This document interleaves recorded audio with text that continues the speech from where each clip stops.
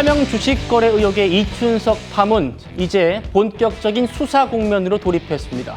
무엇보다 이재명 정부의 AI 정책을 짰던 이 의원이 미공개 정보를 활용했다는 의혹을 뒷받침하는 그 정황들이 속속 추가로 나오고 있습니다. 국민의힘은 이제 이춘석 게이트로 부르고 특검까지 가야 한다고 주장합니다. 이춘석 전 국회 법사위원장의 주식 차명 거래 사건이 매우 심각한 상황입니다.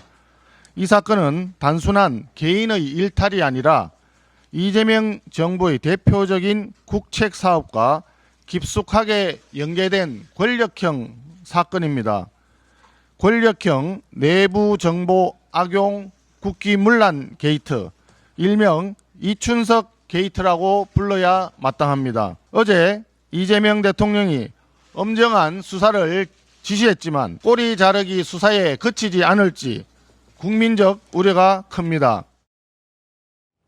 자, 이춘석 의원은 다시 말씀드립니다.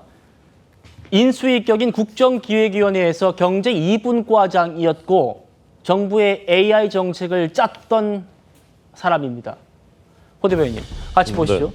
네. 이춘석 의원의 휴대폰이 찍힌 그대로 저희가 사진 보여드립니다. 여기 보시면 신용이라는 글자가 보여요. 그죠? 이게 뭐냐면 자기 돈이 아니라 증권사에게 돈을 빌려가지고 이 주식들을 샀다는 겁니다. 그러면 얼마를 빌렸느냐? 네이버와 LG CNS 모두 3,500, 2,900 해서 총 6,400만 원. 이거를 증권사로부터 빌려가지고 샀다. 그러면 증권사에 얼마 이자를 주느냐? 이 회사, 이 업체는 최고 연 9.5%, 만약 연차하면 9.9%까지 줘야 됩니다. 그러니까 이춘석 의원은 이 9.5%라는 이자를 내고도 내가 돈을 더 벌 수 있다는 확신이 있었던 모양이에요. 네. 저는 뭐 기자 생활 그래도 꽤나 길게 했는데 정말 처음 보는 일이에요. 상상의 그 범위를 뛰어넘는 일입니다. 정권이 처음 출발했습니다. 국민들의 기대와 소망을 모아서. 그러면 이 공직자들은 정말 몸과 마음을 정돈하고 적어도 몇 달 동안이라도 그다음에 초심을 가면서 흔들리게 되는 경우는 있다고 하더라도 적어도 몇 달 동안은 대한민국 정말 새롭게 해보겠다라고 그런 마음으로 해야 되는 것 아닙니까? 그런데 시작하자마자 우리가 그 총리부터 해서 장관들 임명되는 분들의 그런 윤리나 도덕 지금까지 어떻게 살아왔는지 그 수준이 다 드러나 버렸지 않습니까? 그래도 그건 옛날 일이고 그럼 새롭게 시작한다고 하니까 일말의 기대를 한번 걸어보는 거잖아요. 근데 불과 지금 2달 됐지 않습니까? 정권 출범한 지. 그런데 선대위에 이재명 선대위에서의 비서실장 그리고 국회 법사위원장 그렇게 논쟁 끝에 논쟁도 아니죠. 사실은 그냥 독단적으로 결국은 차지해버린 국회 법사위원장이 거래한 주식이 네이버, LG, CNS. 지금 주무장관, 과기부 장관이 바로 LG AI 연구원이지 않습니까? 네. 네이버 출신 장관이 2명이나 들어갔잖아요. 그리고 계속 스테이블 코인 얘기 나오지 않습니까? 이재명 정부 들어서. 저 스테이블 코인이라는 게 뭔지 이번에 처음 알았어요. 하도 얘기가 나오니까. 그런데 이것이 다 종합 선물 세트처럼 다 들어있습니다. 그것도 국회 본회의장에서 법사위원장이. 그것도 차명으로. 이건 정말 그 넷플릭스 드라마에도 이 정도의 상상력은 발휘하기 어려울 거라고 생각하고요. 예. 저는 그래서 우리가 우려했었던 우려했었던 것들이 현실이 된 첫 번째 사례라는 점에서 앞으로도 이런 일이 계속 발생할 가능성이 높지 않은가. 왜냐하면 그 앞에 청문회를 통해서 우리가 그 수준을 다 이미 봤기 때문에. 그래서 정말 대호각성하고 이번에 특검으로 정말 명명백백하게 진상 규명하고 이렇게 하지 않겠다는 대우각성이 없으면 앞으로 제2, 제3의 이춘석 나올 가능성이 저는 굉장히 높다고 생각합니다. 예, 홍표 대표님. 홍 대표님은 민주당에서 정책위 의장도 하시고 원내대표도 하시고 또 중진 의원이시기도 하고 그러니까 뭐 경제정책 뭐 이런 것들도 많이 전문가신데 휴대폰 화면, 이 화면 보면은 이춘석 의원이 어느 회사에 어느 증권사의 앱으로 거래했는지도 사실 다 압니다. 그죠? 예. 그래서 이 회사는 연 9.5% 이자 내면서까지 지금 레버리지를 일으켰다 하잖아요. 그렇게 해서 투자했다는 건 이건 뭐 주가 상승을 예상했다는 수준이 아니고 단기간에 주가가 오른다는 확신이 있어야지만 할 수 있는 것이다. 이렇게 좀 경제 전문가들 다 얘기를 하고 있습니다. 어떻게 보십니까? 뭐 통상적으로 굉장히 모험적인 투자죠. 그러니까 우리가 주식 거래할 때 여윳돈 갖고 하라고 그러지 저 금융으로 차입해가지고 하지 말라는 게 그 모든 주식 전문가들이 하는 얘기 아니겠습니까? 그래서 그런 측면에서 저렇게 그 금융 비용을 내서 주식을 매입했다는 것은 그러한 의혹을 살 수 있는 충분한 그 사유는 된다고 생각을 합니다. 다만 이제 좀 더 그 경찰 조사에서 확인을 해야 되는데 저것이 이제 차명 계좌인지가 확인만 된다면 저는 매우 중대한 범죄 행위라고 생각을 하고 예. 이 문제는 뭐 국회 차원에서도 차명 계좌 확인된다면 국회 차원에서도 보다 단호한 조치가 좀 필요해야 된다 생각을 하고요. 예. 더 나아가서 지금 이미 대통령께서도 경찰에게 지시했지 않습니까? 엄중하게 수사하라고. 대통령께서 지금 우리나라 주식시장을 좀 활성화시키고 많은 사람들이 부동산에서 자산시장을 좀 다양화시키려고 노력하는데 그것을 저렇게 그 주요 정치인이 또 중요한 업무를 맡고 있는 사람이 대통령의 뜻을 이렇게 오염시켜버리면 국민적 신뢰를 잃을 수 있다는 측면에서 이번 사안은 확실하고 그리고 신속하게 수사해서 진실을 밝혀서 국민께 공개해야 된다고 생각합니다. 예. 자, 이춘석 의원 경제 2분과장으로 정부의 AI 정책을 짰던 분이 AI 기업들의 주식을 샀는데 그것도 연 9.5%의 빚을 져가면서까지 증권사에 돈을 빌려서 6,400만 투자했다는 겁니다. 그만큼 확신이 있었던 것 아닌가? 이게 지금 이춘석 의원이 뭔가 내부의 고급 정보를 이용해서 돈을 벌려고 했던 그 정황 아닌가? 이렇게 볼 수 있는 겁니다. 보시죠. 8월 4일 오후 2시에 이춘석 의원이 이렇게 핸드폰이 찍히는데 왜 본회의장에서까지 그 시간에 주식창을 열어야만 했을까? 그 얘기를 해보려고 합니다. 꼭 그 시간에 주식창을 열어야 했던 이유가 뭘까? 바로 그날 오후 2시에 과기부가 AI 국가대표 기업들을 5곳을 발표합니다. 그런데 거기에 자신이 갖고 있던 앞서 빚내서 샀던 그 네이버와 LG가 포함되어 있었습니다. 들어보시죠. 그날 오후 2시에 발표가 됐고요. 뒷줄에 앉아가지고 고개 숙이고 이 밑에서 휴대폰 조작하는 그 화면이 잡혔어요. 휴대폰을 조작하는 시간이 약 오후 2시 20분에서 25분 사이예요. 그러니까 발표되고 5개 국가대표 기업이 발표되고 곧장 본회의장 들어가서 이제 이걸 보는 것 같아요. 그러니까 뭐 그 전에 사전에 뭐 3일이나 2일이나 뭐 이때 네이버나 LG CNS 같은 거를 미리 매입을 해뒀다면 이건 뭐 차명하고는 비교가 안 되는 네. 큰 범죄로 가는 거죠. 내부 정보를 이용한 선행 매수니까 자본시장법으로 가야 되는 거고. 현직 법사위원장이 현직 국정기획위원회 경제 2분과장이 꼭 본회의장에서 주식창을 열어봐야만 했던 이유가 뭘까? 그 핸드폰이 찍혔던 8월 4일 네이버 주가 그래프 보겠습니다. 이춘석 의원이 카메라에 찍힌 이 시각이요. 오후 2시 21분에서 23분입니다. 2분 동안 더 팩트에서 이춘석 의원의 화면을 탁 찍었어요. 2분 동안입니다. 그런데 분 단위로 그래프를 봤더니 그날 네이버의 주가가 정점을 찍은 시각 오후 2시 20분입니다. 자, 그러니까 주가가 2시에 국대 AI 기업들 발표하고 주가가 팍 뛰는 2시 20분대에 지금 팔아가지고 최대 이익을 남긴 것 아닌가라는 전망이 나오는데 전문가들 이렇게 분석합니다.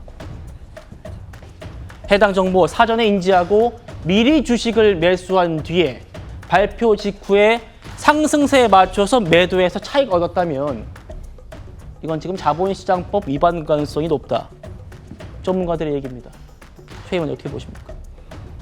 너무 고의적이고 명백한 증거들이 있다고 생각을 합니다. 그리고 더불어민주당이 이런 식으로 하는 게 전 첫살이 아니라고 생각합니다. 김남국 코인 사건도 있었고요. 왜 내부 정보를 이용해가지고 그것도 본회의장에서 이렇게 한다는 거는 정말 있을 수도 없는 일입니다. 그리고 그뿐만이 아니라 지금 자본시장법 위반 그것뿐만이 아니라 금융실명제 위반도 한 거잖아요. 지금 이걸 따지면 아마도 국회의원 지금 물론이거니와 전체적으로 패가망신이 진짜 될 수 있는 사안들입니다. 그리고 이재명 대통령이 주식 갖고 장난치면 패가망신 시킨다고 했습니다. 그럼에도 불구하고 이 내부에서 이런 문제가 첫사례로 나온 것에 대해서 아주 유감이고요. 정말 무슨 범죄자를 키우는 집단도 아니고 대통령 자체도 그렇고 배추 총리도 그렇고 저희가 청문회 과정에서 많은 장관들이 문제가 있는 것이 명명백백 밝혀지고 있습니다. 그리고 이러고 나서 바로 꼬리 자르기 하고 이거는 더불어민주당 전체가 각성해야 될 문제고요. 법사위원장까지 추미애 의원으로 바로 임명시켜서 이런 식으로 마무리하라는 건 말이 안 됩니다. 이거에 대해서 정말 특검을 하고 명명백백 밝혀야 된다고 생각합니다. 예. 다시 보시죠. 2시 20분에 이렇게 주가가 확 뛰는데 그때 딱 이춘석 의원이 네이버 주식을 팝니다. 이제 경찰 수사 들어왔고 경찰 수사 과정에서 가장 먼저 밝혀져야 될 게 그러면 이 전문가 얘기처럼 미리 주식을 매수한 것, 이 매수를 언제 했을까? 매수를 한 시점이 딱 포착이 되고 그리고 이 주식이 확 뛰었을 때 정점이었을 때 팔았다. 이게만 확인된다면 이춘석 의원이 내부 정보를 이용해서 돈을 벌려고 했던 것인지 유력한 증거가 되겠지요. 경찰 수사 지켜보도록 하겠습니다. 이춘석 의원이 그리고 어떻게 보좌관 명의로 주식 거래를 할 수 있었는지 그 정확한 차명 거래 방식을 확인하는 것도 경찰 수사의 한 축이 되겠지요. 그제 기자들과 문답도 다시 들어보시죠. 아니 SNS에 올린 그게 전부입니다. 그다 조사하면 밝혀질 거니까. 그럼 그 핸드폰이 보좌관 핸드폰입니다. 네, 맞습니다. 보좌관 사용하신 이유를 좀 나중에 이제 조사하면 밝혀지니까. 보좌관 폰이 맞다는 말씀이신 거죠? 어제 썼던 핸드폰이. 저희 입장은 다 예. 올린 그대로 하겠습니다. 얘라는 게 주식 거래할 때 쓴 게 보좌관 폰이고 의원님 폰은 아니란 말씀이시죠?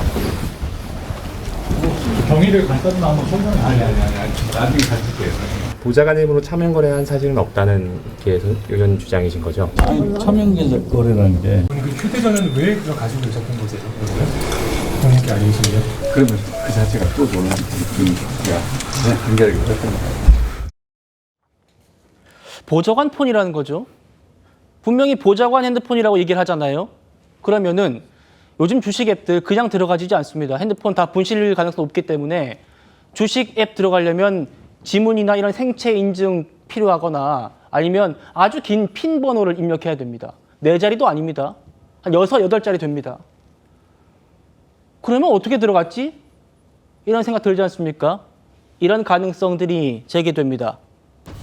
사실은 이춘석 의원의 휴대폰인데 보좌관이 인증서를 심었다. 차땡땡 보좌관의 공동인증서를 이춘석 의원이 휴대폰에 심었으면 이춘석 의원 들어갈 수 있다는 겁니다. 두 번째 가능성은 아예 보좌관 명의의 휴대폰을 그냥 이춘석 의원이 갖고 다니면서 사용한 겁니다. 김주영 대변인, 이 두 가지 경우밖에 없는데 어떤 경우에든 지금 금융실명법이 위반된다라는 지적입니다. 그건 뭐 만약 그 지금 상황을 놓고 보면 사실상 금융실명제법 위반이 맞다라고 볼 여지들이 굉장히 많이 있습니다. 특히 이 보좌관의 휴대폰이었다. 그런데 잘못 갖고 들어갔다라는 첫 번째 해명이 맞다라고 한다고 하더라도 그럼 그 이후에 어떻게 주식을 거래할 수 있었을 것인가? 비밀번호를 항시 공유하고 있다는 상황인 것이냐, 뭐 이런 여러 가지의 문제들이 있기 때문에 이 부분에 대해서 지금 이춘석 의원의 해명이 그렇게 상식적이지 않다라는 부분을 지적하고 있는 것이고요. 네. 좀 전에 이제 그림에서 나왔습니다만 이것이 만약에 이춘석 의원이 얘기한 대로 보좌관의 핸드폰이 맞고 그리고 보좌관이 그 비밀번호를 알려주고 위탁 매매를 했을 가능성이 있다라고 이제 주장할 수도 있는 거예요. 그런 경우에는 또 많은 법조인들께서는 위탁 매매가 사실이라면 그 부분은 또 죄가 안 될 수 있다라는 얘기도 합니다. 그래서 이 부분에 대해서는 지금 이제 경찰이 조사에 들어갔기 때문에 철저한 조사가 필요합니다만 지금 이춘석 의원이 어떻게 대응하느냐에 따라서는 이 상황의 전개가 상당히 달라질 수도 있다. 지금 우리가 알고 있는 것처럼 이춘석 의원의 휴대폰에 보좌관의 인증서가 있다. 이거는 분명히 금융실명제법 위반이 될 수 있죠. 네. 이건 차명 계좌를 활용한 것이기 때문에. 그러나 진짜로 보좌관의 핸드폰이고 또 보좌관이 비밀번호를 알려주고 잠시 도와달라는 위탁 매매를 했다라면 얘기가 달라질 수 있어요. 그래서 이 부분에 대해서는 정확한 경찰의 조사는 필요하다라는 것이고요. 지금 어쨌든 간에 이춘석 의원이 어떤 경우를 포함해서도 본인이 이 핸드폰을 가지고 본회의장에서 주식 거래를 했다라는 상황, 이건 변하지 않는 것이기 때문에 네. 매우 잘못된 일이고 그리고 또 우리 민주당 입장에서 봤을 때도 송구스러운 일입니다. 그러나 이 상황들 자체, 이 부분에 대해서는 경찰이 명명백백한 그런 조사 과정을 통해서 한 점의 의혹이 남지 않도록 국민들께 설명하는 과정은 반드시 필요하다 이렇게 보고 있습니다. 알겠습니다. 김진욱 대변인 말씀처럼 위탁 매매 가능성이 있다고 하더라도 자본시장법 위반이나 공직자윤리법 위반 이 부분은 또 해명을 또 해야 될 겁니다. 자, 그럼 위탁 매매, AI 기업을 주식을 사고 파는데 AI 정책을 짜는 국정기획위원회 경제 2분 과장이 위탁 매매를 해줬다? 이 부분은 어떻게 해명할 건가? 그 부분도 경찰 수사에서 나와야겠죠. 국민의힘 주진우 의원은요, 오늘 이 차명 주식 거래 의혹에 대한 특검 발의한다고 밝혔습니다. 저는 오늘 이춘석 특검법을 발의합니다. 이춘석 의원을 포함한 국정기획위원과 전문위원 전체의 미공개 정보 이용 행위 전반을 수사 대상으로 했습니다. 둘째, 국회의원의 차명재산 보유와 관련된 범죄 행위를 수사할 수 있도록 했습니다. 보좌관의 명의를 빌린 유사 범죄가 만연할 수 있기 때문에 수사가 필요합니다. 특검을 통해 수사해야만 자본시장의 투명성을 지키고 주가 조작을 하면 패가 망신한다는 사실을 잘 보여줄 수 있을 것이라고 생각합니다. 당장 AI 국가대표 사업의 주무부처 장관인 배경훈 과기부 장관이 LG AI 연구원 출신입니다. 그리고 한성숙 중기부 장관, 최휘영 문체부 장관도 네이버 출신입니다. 새 정부 장관들을 배출한 특정 기업이 AI 국가대표 프로젝트에 포함이 되고 국회 법사위원장은 그 기업의 주식을 차명 거래하는 것이 과연 우연의 일치일까? 그래서 이 사건은 경찰의 역량만으로 엄정한 수사가 어려운 권력형 비리 사건이라고 합니다. 이에 국민의힘에서는 이춘석 게이트에 대한 특검 수사를 제안하는 바입니다. 호 대변인님. 네네.